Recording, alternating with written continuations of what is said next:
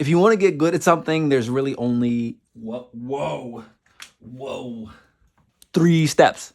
They are to study, meaning when I say study, like pick your thing, learn about it, learn what the basics are, because mastery is just never faltering at the basics. That's it. It's not, oh, I can do fancy stuff, No. When I do the basic moves, can I do the basic moves perfectly every single time? Or like 99.999, whatever. But if whatever it is, if you can do it at a level where the basics are always correct, then you have mastered it. That literally just the basics, not any fancy technical, just the basics. That's it. Okay. So studying is picking your thing and figuring out what are the basic skills that constitute competence in that domain. That's it. Just the basics. That's step one. Study. All right. Okay. Step two. Iterate. Do the thing. You got to do the thing. You got to do the thing. You got to do the thing. Right? And I used iterate instead of just do the thing because iteration implies adjustments. And those adjustments that you're applying to each successive iteration come from step three, which is evaluate. This is a V. This is a U. Anyways, evaluate.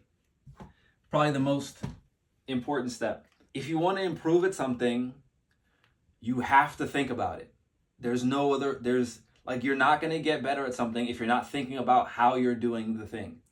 I know in the context of like my professional life, one of the things I've come to understand is that most managers don't actually ask their direct reports to think about anything. So when people join my team and I make them actually think about their work, it feels like this burden until they realize like, oh, when I think about my work, it eventually gets easier and I'm less stressed because I have the experience. All right. I'm also able to be deliberate about the work that I do on a day-to-day basis and therefore can develop skill sets that I really want. And I can guarantee myself a good day every day at work. All right. That's a whole other video. Yeah. Evaluate. You have to think about how you're doing something. If it's a jumper, like you should be figuring out, oh, my elbow's here, it feels this way. If you're learning martial arts, it's like throwing punches. Like Bruce Lee says, he doesn't fear a man who throws 10,000 punches one time. He only fears a man who practices one punch 10,000 times. You know why? Because after those 10,000 punches, that one punch is going to be perfect. Perfect. Every single time, which means like maximum accuracy, maximum damage, et cetera, right? So study, iterate, evaluate. And the reason why, and I guess it's three steps, but it's also like infinite steps, right? This is annoying. So it's three steps or kind of like infinite steps. And the reason why is because when you first start, this is step one, which is the study. Then you iterate, boom, you go up a little bit. And then when you evaluate, you may get worse because the success you had with like incorrect form or whatever, when you fix that form or make the adjustment, your overall output may drop a little bit, but the quality of the output increases because you're doing it better, right? Which means then in the next iteration, you go up a little bit when you iterate, and then you evaluate, and you iterate, and you evaluate, and evaluate, and then you spiral until you're just a freaking beast. That's it. That's the point. So it's really step one here, then step two, then step three, and then this is just twos and threes and twos and threes and twos and threes, and until this is a two, until forever, as long as you want to go, until you achieve a level of competence that you're cool with, and then you can stop. You keep going until you feel like you've gone far enough, and that's it.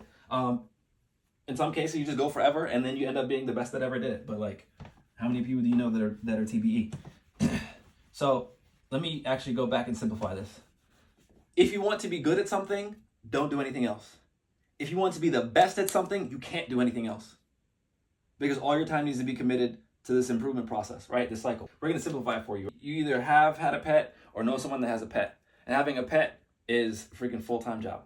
Like, especially if it's a dog. That's a good thing though, right? Because again, if you want to get good or you want to be the best, if you want to get good, there has to be a window of full-time a commitment. If you want to be the best, it's a lifetime of full-time commitment. Just like having a pet. So we're going to simplify this. It's going to be P for pick. It's going to be P for pick. E for execute. E for execute. And don't get it wrong. Ain't nothing cute about execution. Get it done. It's not time to be pretty. It's time to cook. And can you guess what the last letter is? It's a T. Tweak. T for tweak. Which is just like evaluation. You got to think about the small changes you're going to make before you execute again. So we'll make it simple for the kids in the back of the class. The 3 steps you need to get good at anything. The one thing you need to do to get good at anything is make it your pet. You're going to pick, you're going to execute, and you're going to tweak. And this right here is an infinite loop. And you stay in this infinite loop until you're as good as you want to be, until the effort is no longer rewarding. All right, because the second part is which is trippy.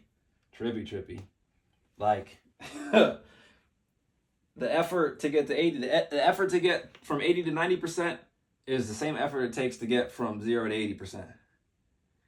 And it's the same effort from like 90 to 95. And then like 95 to whatever, and it really just keeps going. There is no perfection, there is no 100%. You want to get good?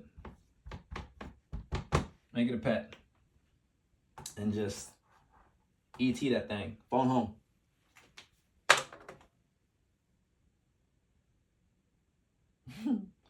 Live long and prosper.